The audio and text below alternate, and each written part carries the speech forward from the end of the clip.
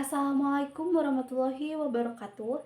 Halo semuanya, perkenalkan nama saya Siti Nurfadilah dengan nomor pokok mahasiswa 242151111024 dari kelas 2024A, jurusan Pendidikan Matematika, Fakultas Keguruan dan Ilmu Pendidikan di Universitas Siliwangi.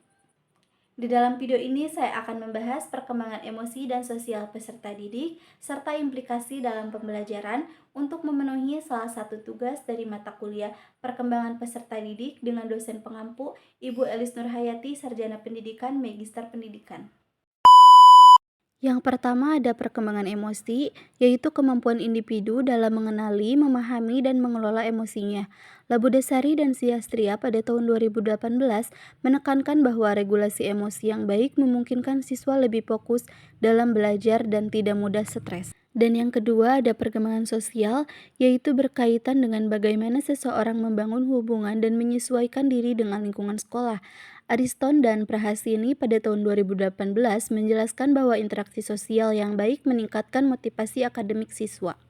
Selanjutnya terdapat karakteristik. Yang pertama pada usia dini sekitar 0-6 tahun, pada emosi anak mulai mengenali emosi dasar seperti senang, sedih, dan marah.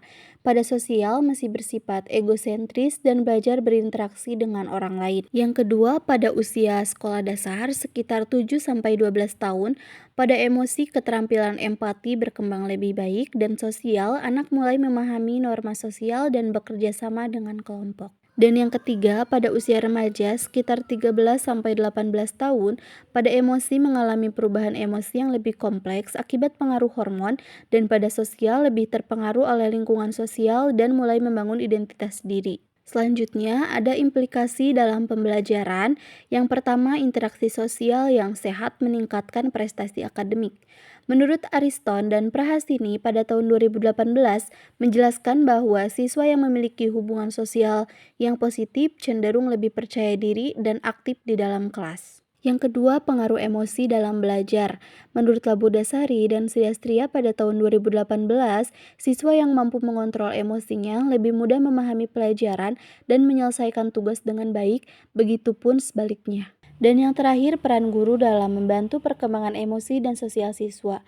Guru perlu menciptakan suasana kelas yang mendukung interaksi positif dan memberi dukungan emosional bagi siswa. Terakhir, saya akan membahas tadi kasus berdasarkan pengalaman nyata, tapi disclaimer dulu, ini bukan pengalaman pribadi saya terhadap diri saya gitu, tapi ini pengalaman pribadi saya berdasarkan teman saya. Sewaktu SMA, saya mempunyai teman kelas yang bernama Salsa.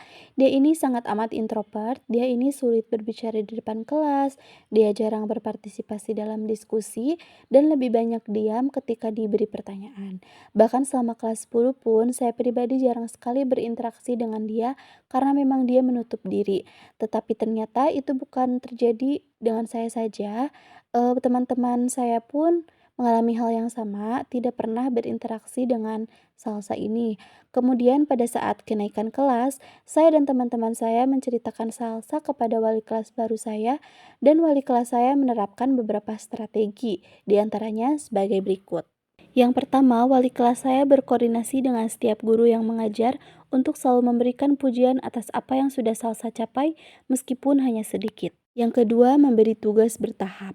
Jadi dalam proses belajar mengajar, guru-guru membagi kelompok kecil dalam pembelajaran yang otomatis Salsa mulai berbicara dalam kelompok kecil itu sebelum akhirnya berani berbicara di depan kelas. Dan yang ketiga, mendorong interaksi sosial yang sehat. Jadi meskipun Salsa selalu menutup diri terhadap saya dan teman-teman saya, guru saya terus memotivasi kita semua untuk terus bisa mengajak Salsa lebih aktif dalam diskusi. Setelah beberapa bulan, Salsa mulai lebih percaya diri dan aktif dalam kelas. Selama kelas 12 pun, Salsa menjadi sering sekali berdiskusi dengan teman-teman. Hal ini menunjukkan bahwa perkembangan emosi dan sosial sangat berperan dalam keberhasilan siswa. Terima kasih telah menyaksikan video ini hingga selesai. Mohon maaf bila banyak kesalahan. Wassalamualaikum warahmatullahi wabarakatuh.